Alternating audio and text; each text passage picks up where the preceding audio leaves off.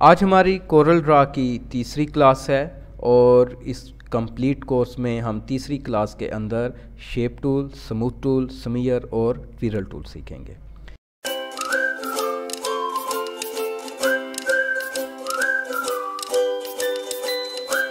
इब्तदा है रब्बी अज़ीम के बाबरकत नाम से जो दिलों के बेतबाहू भी जानता है, दिखती आंखों सुनते कानों को शकील जुम सामन का अस्सलाम। आज हमारी कोरल ड्रा की जो कंप्लीट कोर्स है उसकी तीसरी क्लास है और इस क्लास में हम shape tool, smooth tool, smear tool और इसी तरह से ट्विरल टूल को सीखेंगे। और ये तीनों टूल्स आपको यहाँ पर मिल जाएंगे, स्मूथ टूल, स्मीयर टूल और ट्विरल टूल। और इसमें हमारा जो मेन टूल है वो शेप टूल है। इससे पहले जो हमारी क्लासें हो चुकी हैं, पहली क्लास में इंट्रोडक्शन, वेलकम विंडो और इंटरफेस है। आई बटन में इसकी क्लास आपको मिल जाएगी, आप वो देख सकते हैं। इसी तरह से pick tool, free hand pick tool और फ्री ट्रांसफॉर्म टूल की दूसरी क्लास थी। आई बटन में आपको वो भी क्लास मिल जाएगी। आप ये दोनों क्लासें देखें ज़रूर। अगर आपने ये वाली क्लास सीखनी है और ये क्लासें नहीं आपने ली हुई तो इन क्लासों का लेना ज़रूरी है नई क्लास में शामिल होने के लिए, बेहतर तौर पर सीखने के लिए। सबसे पहले हमारे पास शेप टूल है। तो ये कुछ मैंने ऑब्जेक्ट्स अभी थोड़ी देर पहले एक क्लास में बनाए थे, तो इनको हम रिवाइज़ करते हैं ताकि YouTube के हमारे स्टूडेंट भी इससे मुस्तफ़ीद हो सकें। सबसे पहले शेप टूल है और यहाँ पर आपको ये शेप टूल की जो F10 शॉर्टकट की है वो भी साथ में नज़र आ रही है और ये हमारा शेप टूल है। तो अगर हम देखें तो हमने यहाँ पर अपना जो पिक टूल था उसमें रेक्टेंगल के ज़रिए से उसको सीखा था। तो यहाँ पर मैं रेक्टेंगल बना लेता हूँ हमारी शेप टूल को सीखने के लिए भी। अगर मैं शेप टूल पे क्लिक करता हूँ तो हमें यहाँ पर ये छोटे छोटे नोड नज़र आ रहे हैं। पिक टूल के ज़रिए हमें ये 4 की बजाय यहाँ पर ये तकरीबन 8 नोड नज़र आते हैं और वो बड़े नोड्स होते हैं, ये छोटे नोड हैं। तो अगर मैं यहाँ पर किसी एक नोड पे आता हूँ, इनमें से किसी एक पे भी, तो वो प्लस में चेंज हो जाता है। जो हमारा शेप टूल का आइकन है, यहाँ पर जो इसकी शेप है उसके साथ एक प्लस आ जाता है। जैसे ही प्लस आए तो आप क्लिक करके अगर ड्रैग करें तो आपको इसके चारों ही कॉर्नर पे ये अप्लाई होता हुआ नज़र आ रहा है और चारों कॉर्नर जो हैं वो राउंड होते जा रहे हैं।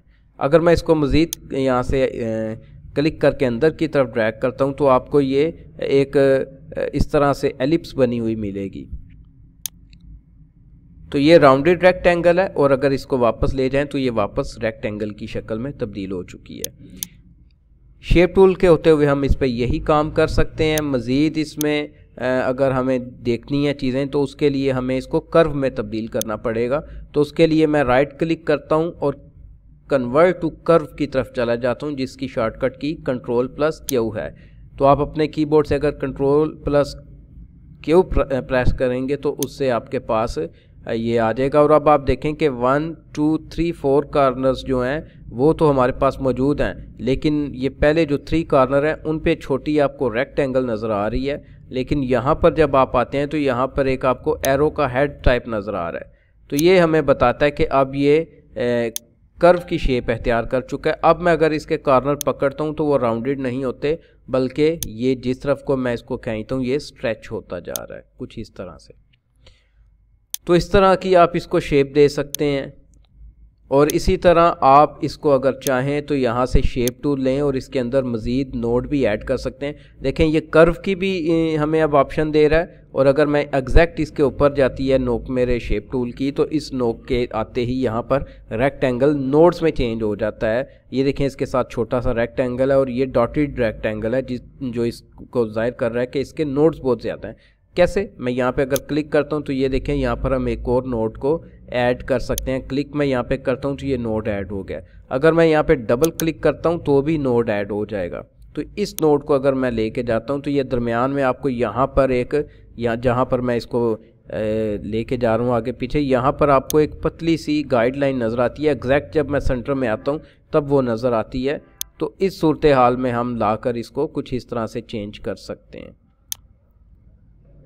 तो यहाँ पे मैंने नोड नहीं ऐड किया था इसलिए वो सारी मूव हो रही थी। तो इस तरह आप नोड ऐड करें। और अगर आप चाहें तो यहाँ से इस नोड के ऊपर यहाँ पर आकर आप कर्व को क्लिक करके तो इसको कुछ इस तरह से राउंड शेप में ले जा सकते हैं। अगर मैं यहाँ पर भी क्लिक करता हूँ तो यहाँ से कर्व लेता हूँ, तो इसको भी मैं यहाँ से चेंज कर सकता हूँ कुछ इस तरह से।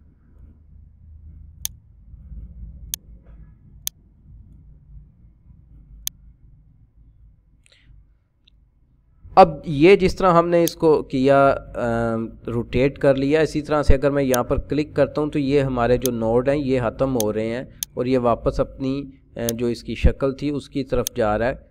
यहाँ से मैं इसको ये नोड ख़त्म करता हूँ तो ये बिल्कुल, हमने इसको कोई कर्व नहीं थी दी तो ये स्ट्रेट हो गया, और यहाँ पे हमने कर्व दी थी तो नोड ख़त्म होने के बाद ये अपने किसी एक नोड को लेते हुए इसने खुद को कर्व में चेंज कर लिया। इसी तरह यहाँ पर आप इसमें मज़ीद काम कर सकते हैं। यहाँ पर जो हमारी नोड्स हैं उनकी जो कर्व है उस पर काम कर सकते हैं। तो इसकी एक तफसीली पूरा एक लेक्चर बनता है शेप टूल की प्रॉपर्टी बार पे। तो हमें जो मेन चीज़ें इसकी चाहिए थी वो हमने यहाँ पे कर ली हैं। यहाँ पर अगर हम देखें तो मैं अगर एक रेक्टेंगल लेता हूँ और यहाँ पर मैं इसको कन्वर्ट में चेंज कर देता हूँ, कंट्रोल Q अपने कीबोर्ड से करें या राइट क्लिक कर लें। मैं यहाँ से शेप टूल लेता हूँ तो कन्वर्ट कर लेता हूँ मैं इसको कर्व में। तो अब आप देखें कि इसको अगर मैं यहाँ से पकड़ के ड्रैग करता हूँ तो ये कुछ इस तरह की शेप देता है। और इसी तरह अगर मैं इसको यहाँ पर डबल क्लिक करके तो यूँ खींचूँ तो यूँ नोड हमारा बन जाएगा, ये चीज़ बन जाएगी। इसी तरह अगर मैं एक रेक्टेंगल लेता हूँ और यहाँ पर मैं शेप टूल लेता हूँ, इसको मैं कन्वर्ट टू कर्व करता हूँ, यहाँ पर डबल क्लिक करता हूँ, यहाँ पर डबल क्लिक करता हूँ और यहाँ पे सिंगल करके अगर डेल करता हूँ अपने कीबोर्ड से, डिलीट दबाता हूँ, डबल क्लिक और यहाँ पे सिंगल करके डिलीट दबाता हूँ, तो ये हमारी इस तरह से कॉर्नर हो जाएंगे। इसी तरह शेप टूल को लेते हुए हम यहाँ पर कुछ फ्री हैंड से ड्रा कर लेते हैं। और यहाँ पर अगर मैं अब आता हूँ यहाँ पर शेप टूल में तो ये देखें ये सारे के सारे नोड हाईलाइट हो रहे हैं। इनको पकड़ के आगे पीछे मूव किया जा सकता है या फिर यहाँ पर राइट क्लिक करके ब्रेक अपार्ट करेंगे तो ये आपस में अलहदा हो जाएंगे। और अगर इन्हें वापस मैंने जोड़ना है तो मैं यहाँ से इनको सेलेक्ट करके राइट क्लिक करूँगा और ज्वाइन कर दूँगा तो ये आपस में जुड़ जाएंगे। इसी तरह से ये हमारी शेप टूल का जो हमें ज़रूरत थी जिस चीज़ की वो हमने सीख ली है। मैं दोबारा बताता चलूँ कि इस हवाले से पूरी यहाँ पर एक प्रॉपर्टी बार लेके तो इस हवाले से एक अलहदा से मैं लेक्चर रिकॉर्ड करूँगा। जो बहुत एडवांस लेवल पे सीखना चाहते हैं, बेसिक लेवल के लिए ये काफ़ी है। यहाँ पर एक चीज़ मैं बताता चलूँ कि ये हमारे पास सारे नोड्स को सिलेक्ट करने की ऑप्शन, अगर आप इस पर क्लिक करेंगे तो सारे ही नोड एक वक्त में सिलेक्ट हो जाएंगे। यहाँ से आप प्लस कर सकते हैं, मज़ीद नोड ऐड कर सकते हैं, ये देखें, और यहाँ से आप इन नोड्स को ख़त्म कर सकते हैं या वो सिलेक्टेड डिलीट हो जाते हैं। इसी तरह से अगर हम देखें तो हमारे पास स्मूथ टूल है। तो ये आपको जो छोटे छोटे यहाँ पे पौधे नज़र आ रहे हैं ये स्मूथ टूल से बनाए गए हैं।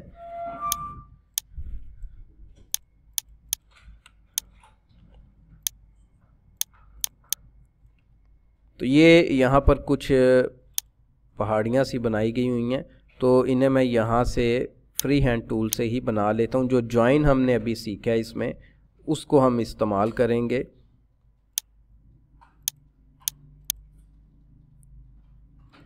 राइट क्लिक करके उनकी सिलेक्शन कर लें, दोनों कॉर्नर्स की शेप टूल लेके ये वाला कॉर्नर और ये वाला, शिफ्ट प्रेस करके दोनों को सिलेक्ट करें और राइट क्लिक करके यहाँ से हम कर्व को क्लोज कर लेते हैं हम यहाँ से, ठीक है। तो यहाँ से शेप टूल के ज़रिए इसको ऊपर ले जाते हैं, इस एक हिस्से को सिलेक्ट करके यूँ दोबारा से इसको मैं ड्रा करता हूँ। यहाँ से मैं फ्री हैंड लूँगा और कुछ इस तरह से हम कुछ यहाँ पे माउंटेन्स ड्रा कर लेते हैं। शेप टूल लेके ये कॉर्नर सेलेक्ट करते हैं, ये वाला सेलेक्ट करता हूँ, राइट क्लिक करके कर्व को मैं क्लोज कर देता हूँ यहाँ से। तो यहाँ से शेप टूल लेते ही मैं यहाँ पर क्लिक करता हूँ इस नोड पे और इसको ऊपर की तरफ ले जाता हूँ और इसको ऊपर की तरफ। तो यहाँ पर मैं क्लिक करता हूँ और ये कलर फिल इसमें कर दिया।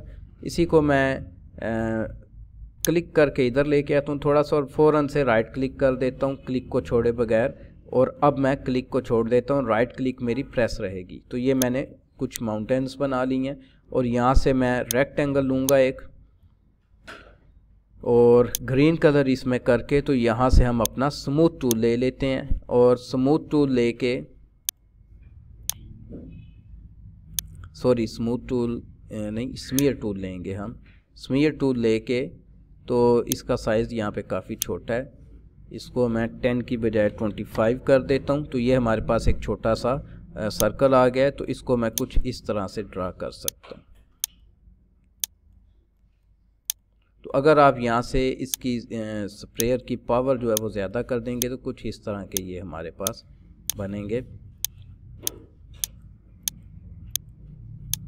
ये तो यही मैंने पहले ड्रा किए हैं और उनकी कॉपियाँ करके मैं इसको अगर यहाँ पर राइट क्लिक करके इधर लेके आता हूँ, CV करता हूँ और कंट्रोल D करता हूँ, तो ये कुछ इस तरह की शेप्स हमारे पास बन जाएंगी।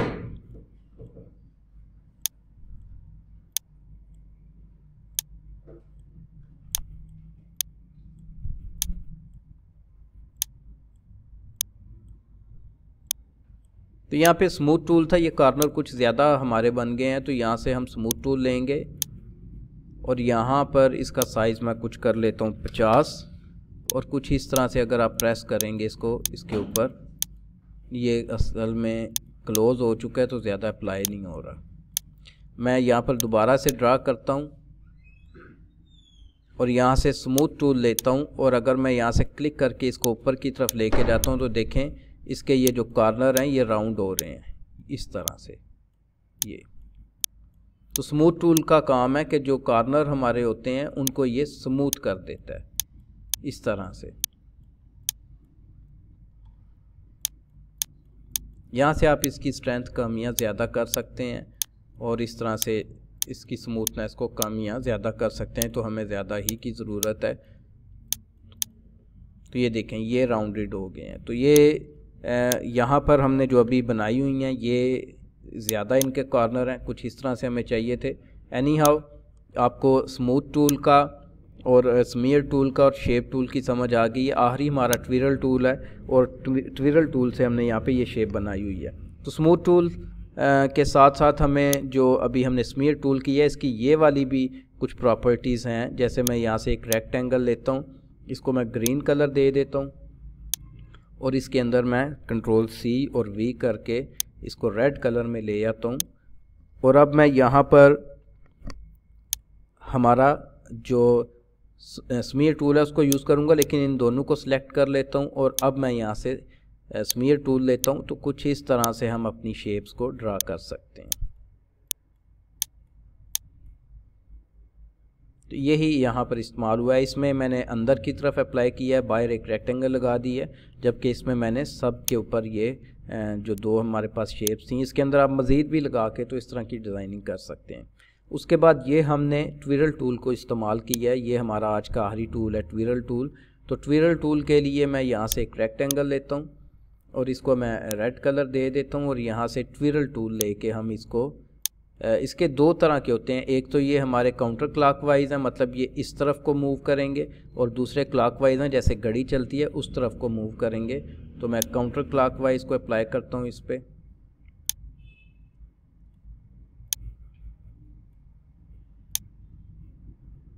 तो इस तरह से आप इसको अप्लाई कर सकते हैं। यहाँ पर यही चीज़ अप्लाई की गई है। थोड़ा सा मैं इसको चेंज करता हूँ, बिल्कुल एग्जैक्ट उस जैसा मैं चाह रहा हूँ कि बन जाए ताकि आपको समझ आ जाए।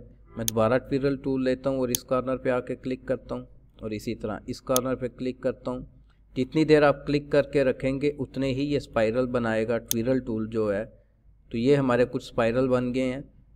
इसी को मैं कंट्रोल C और V करता हूँ और अंदर की तरफ ले जाते हैं और इसको मैं ग्रीन कलर दे देता हूँ। तो ये यहाँ पर मैंने इनको आपस में चेंज किया था। वो कैसे किया था, रेक्टेंगल लेते हैं, एक ग्रीन कलर मैं देता हूँ। तो ये चूँकि हमारे काउंटर क्लॉकवाइज थे, तो यहाँ पर मैं अगर क्लॉकवाइज ट्विरल बनाना चाहता हूँ तो ये मैं सेकंड को क्लिक करूँगा तो ये देखें इस तरह बन जाएंगे ये। तो अंदर की तरफ हम इसको यूज़ कर सकते हैं। ये ऑलरेडी मैंने एक बनाया हुआ है तो आई थिंक वही काफ़ी है, इसको नहीं मैं यूज़ करता। इसी तरह यहाँ पर आप बेजियर टूल से लाइन ले लें एक और उस लाइन के ऊपर आप इसी टूल को अप्लाई कर सकते हैं। जैसे ये मैंने बनाए हुए हैं तो मैं इसको 25 पे ले जाता हूँ, ये मैं क्लिक करता हूँ, ये बन गया। यहाँ पर क्लिक करते हैं, ये बन गया। यहाँ पर क्लिक करते हैं तो ये जितनी देर ज़्यादा आप करेंगे उतने ज़्यादा ही ये राउंड हो जाएगा। तो आप एक खास इसकी एवरेज रख लें कि इतनी देर मैंने क्लिक करना है, ताकि आपकी जो रिक्वायरमेंट है उसके मुताबिक आपके ये स्पाइरल बनते जाएं। तो इस तरह ये इनको बना के आप चारों साइडों पे लगा सकते हैं। अंदर वाला जो है वो मैंने क्या किया है कि मैंने एक लाइन ली है, राइट क्लिक करेंगे आप यहाँ पे तो आउटलाइन का कलर वाइट हो जाएगा।